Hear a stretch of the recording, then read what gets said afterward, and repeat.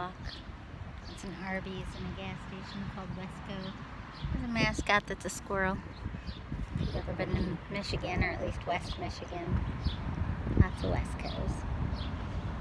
Cute gas stations. Well, cute trees. My glasses are making me think of the album cover that I've held on to for 4 years and just released today. Well, 3 years when I put it together, but and just released a pre-order for today, so whimsically and so anticlimactically that I'm thinking of my former favorite poem. Maybe I shouldn't say that it was my favorite poem because it's like a self-fulfilling prophecy. I resonated so much with darkness and apathy and despair when I was younger. When I was 20, 21, 22, I believed every dark thing I read, every sad play by Tennessee Williams or anything we studied in satire classes. All of it made me think this is truth and this is what's true. And every time I read something that resonated with me, I assumed it was true for the whole world, and anything that didn't resonate with me, like happy sounding songs or anything uplifting, I considered it vapid and that it was for sure a lie, and that it must not be true for the world because it wasn't true for me. And that was my pain, and that was my burden, and that was my sadness, and that was my perspective at the time. So now there's a family coming and they're walking really slow. I don't know whether to be quite so serious, which is ironic because I was about to say how much I'm not into that kind of self-seriousness now, or just into sadness, you can be serious without being sad. I'll make a song about it. Okay.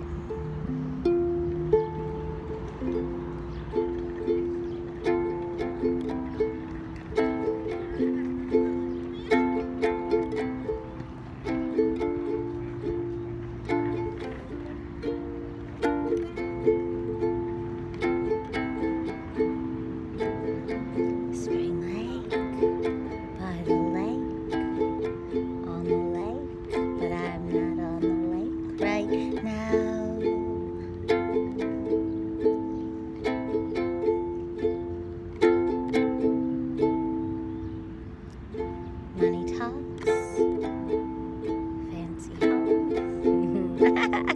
This is a word I was trying not to say because I like this word. I know you're not supposed to edit.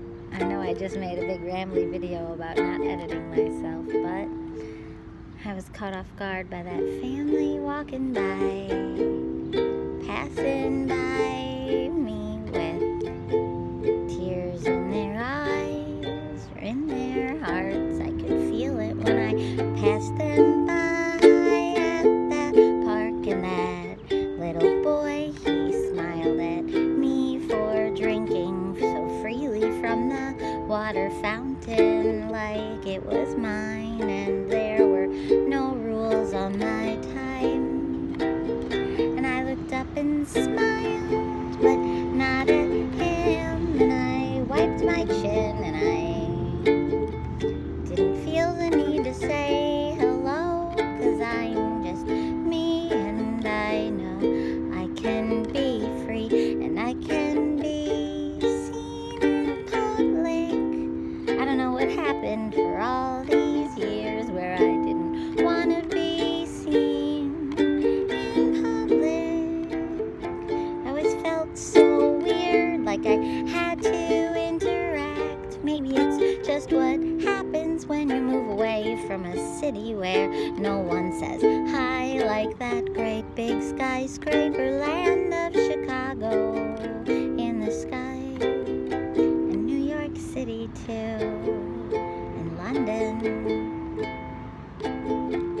and a day in Paris if I'm just gonna list things, in Rome and the Netherlands. These are places I've been for a day, maybe two, and Glasgow and Edinburgh and Dublin. How I loved Dublin. Well, maybe not as much as I loved London. Loved London like I love you. And I do not want to choose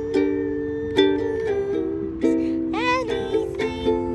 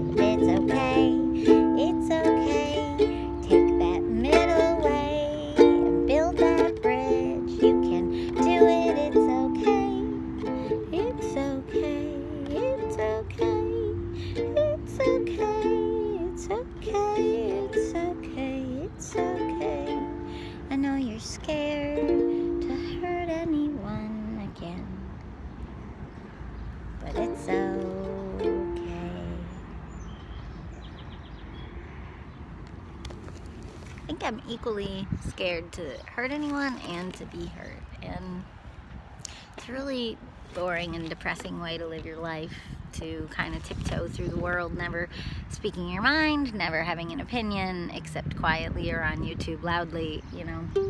Like, people want you to be a self. And even if they push back and fight back, like, I should understand that most of all, because I just said that that's what I was always resistant to. I don't know why I'm getting up. This is a comfortable place to write songs. I could write another here. Well,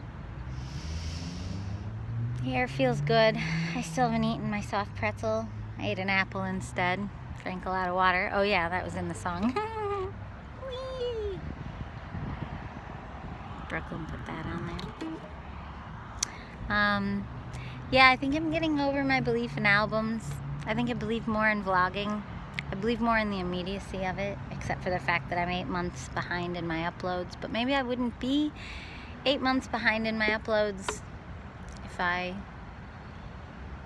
would just upload them as I make them, you know? I think catching up on things is weird. It's sort of like you had a gap in your self-belief, and then you let things back up and get behind, and I don't know. Or you had an overabundance of pressure on yourself, which if you look at my challenges, that's what my life is. So 12 albums in 12 months, 365 songs in 365 days, which ended up really being more like 500 songs. The last lo-fi album that I have to release, the semi-lo-fi one, would have been the second one ever that I had ever made if I had followed correctly. I have these wound points in my past where I feel a sense of the muse and guidance kind of lovingly kind of guiding me, and sometimes I just willfully ignore that feeling of guidance and just say, meh, I'll just do it my way, and I'm not going to honor this instinct, whether it's a gut instinct, a heart instinct, a thing I want to say. I'm just going to block off whatever that, or feeling like it's coming from somewhere outside of me. Like, I'm just going to block that off and do something my way. Whether it's a way based out of habit, or a way based out of fear, or a way based out of comfort and convenience, or a way based out of not wanting to bother anyone. It's just, or a way, in this case, the wound point was I wanted to include someone in something that I had a strong instinct not to include them. And they're a wonderful person. It was the cellist that I worked with all the time years ago. And it was just an instinct not to include him on this lo-fi album that spiraled into, it turned into, by having included him, then I got too excited about a song, and then I didn't release this album at the time that I felt really called and inspired to release it. Back when I saw Nellie McKay live, and she like signed things for me and like hugged me pre-pandemic. This was like 2018. I keep thinking about this picture I saw of ticks. Ugh. Anyway, but I have to believe that that went the way that it went because I needed to learn what I needed to learn about not following my natural flow and not listening when I feel an inner or a strong sense, outer or inner sense of the next right thing, and just ignoring it and bulldozing ahead, whether it's out of pride or arrogance, or whether it's about people pleasing, or whether it's about comfort, or whether it's about wanting to do all things and include all people. Like, I have so many issues, but they're not the same. I have them on both sides of the spectrum, and all this spectrum insides in between, you know, and it's just like, you can't live life perfectly. I guess maybe that's part of the lesson. Like, I keep looking back on these past things and thinking, oh, now I learned this, so I'm not going to make that mistake again. But it's like, yeah, you probably will. If your life ever gets going too fast again, on any topic ever, music, life, family, buying a house, relationship, friendship, people having birthdays close to each other and wanting to, like, honor them. Like, there's just so many, saving money, spending money. Like, there's so many topics of how to be a good human and how to live your life well. And I don't mean well like fancy pants. I was gonna not use that word. I like the word fancy, gosh darn it. It doesn't belong to rich people. But counts on there. That's what we call funny bushes that are standing upright like that. I started it, Brian just humors me. Anyway, where was I going with that? Fancy. Something fancy. Fancy pants. Not fancy pants today. Yoga pants. I don't remember what I was saying. It was probably not that necessary.